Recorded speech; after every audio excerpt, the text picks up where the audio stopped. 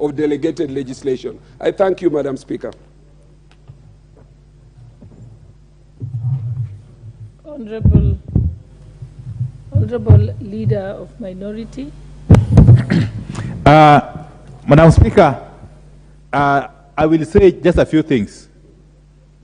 First, Madam Speaker, we all know that this country, through its cabinet, had placed a ban on the importation and dealing in all GMOs, all the way from 2012. Madam Speaker, it is surprising indeed that a purported cabinet meeting is said to have lifted the ban on GMOs. Yet we know that that so-called cabinet meeting couldn't have been a cabinet meeting. If you read Article 152, Sub-Article 1, the cabinet is defined as the president, the deputy president, and cabinet secretaries, including the AG. And if you go to 152, Sub-Article 2, the president is supposed to nominate cabinet secretaries and appoint them upon approval by this House. So the Constitution does not contemplate the president sitting with some members of an old cabinet and calling it a cabinet meeting. The Constitution does not envisage a situation where the president can sit with people whom he has not nominated nor appointed as cabinet secretaries. And therefore, if indeed it is true that that meeting, which I can call a baraza, ever lifted the ban on GMO, then it remains illegal. That is one. Two, Madam Speaker, there are reasons why GMOs were banned by the cabinet way back in 2012 by the Kibaki government. We haven't been told what has changed since then to warrant the unbanning of GMOs in this country. So we still expect that the president and his cabinet will come forward and explain to Kenyans what has informed this latest decision to allow the importation of GMOs into this country.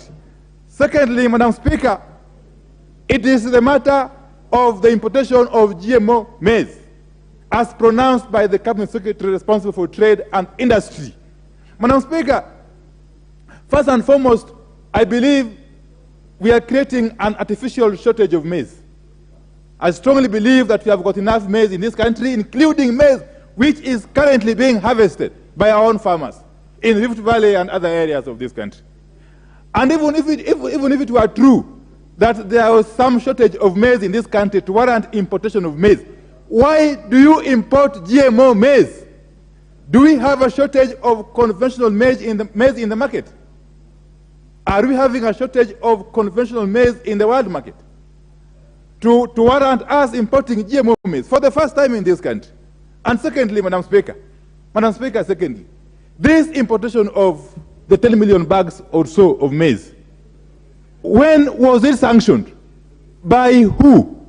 And what is the procurement process within the meaning of Public Procurement and Asset Disposal Act of 2015? What procedure has been followed in the importation or in the impending importation of these 10 million bags of maize, Madam Speaker?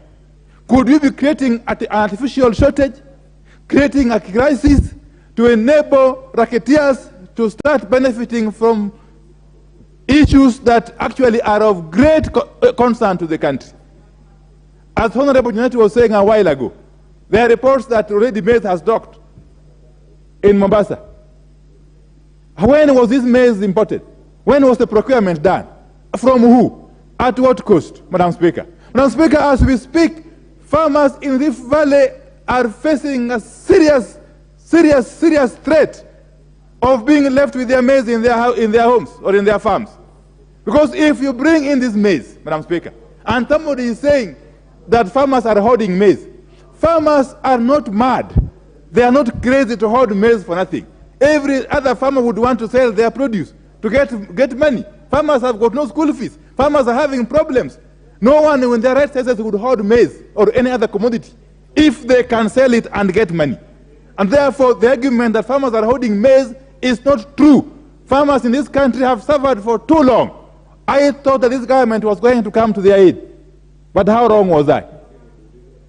How wrong was I? Your time is up. Your time is up. Every other member is 5 minutes. Only the two co-movers had 10 minutes. Honorable Opiyo Wandayi, I will add you 2 minutes.